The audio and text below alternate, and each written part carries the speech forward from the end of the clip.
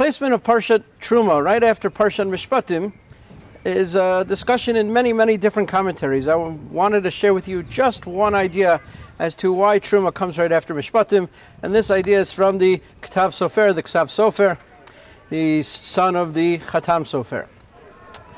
The discussion begins in Masechet Chulin, Dav Zayin, where we have a statement of Rabbi Pinchas ben Yair that Am Yisrael are kedoshim, and yet he says there are people in Am Yisrael who are of means, and yet don't want to donate, don't want to invite guests, don't want to share their wealth.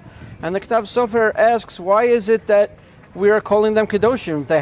I can understand if somebody doesn't have means and doesn't want to give tzedakah, so he at least has a good excuse. But if he has means, why are we calling them kedoshim?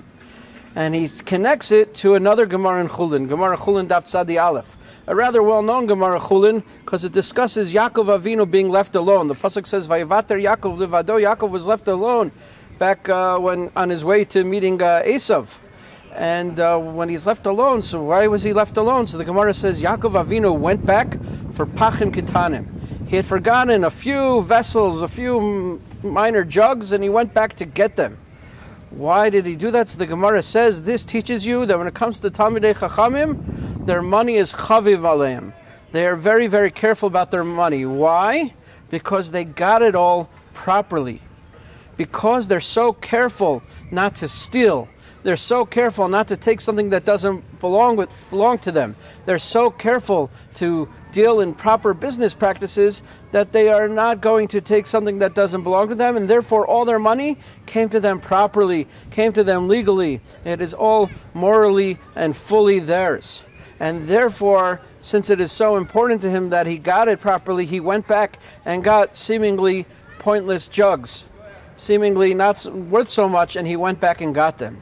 And says the Ksav Sofer, this explains the connection why Am Yisrael are kedoshim when they have and they don't want to give. Because they worked so hard for their money, and their money therefore, and they got it from an honest day's work, and they didn't take what didn't belong to them, so this money is now chaviv to them. And therefore they don't want to part with it necessarily. It's not so easy for them to part with it in order to give tzedakah.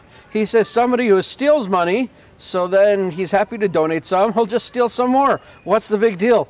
In a great turn of phrase, he says it's very easy to say sheli shalach when shalach sheli. When you're so willing to take somebody else's item, so of course you're happy to share it as well. It's much harder when you're so careful that shalcha is not sheli, that you won't ever, that you're going to be a little bit harder to give it away. And therefore, says the Ktav Sofer, that is why Parashat Terumah comes right after Parashat Mishpatim. How do we know the rules of what not to take and what's not ours, and how to be careful in business, how to be careful with everybody else's money? That was Parashat Mishpatim. But therefore, right after Parashat Mishpatim comes Parashat Terumah. V'chuli Terumati. Asuli Mikdash. They're going to take the money and they're going to build a Mikdash. How? From people being generous and donating. And that's the message. Right after Mishpatim comes Terumah. Yes, it's yours. You worked so hard for it. I understand it's chaviv because you're so careful about it.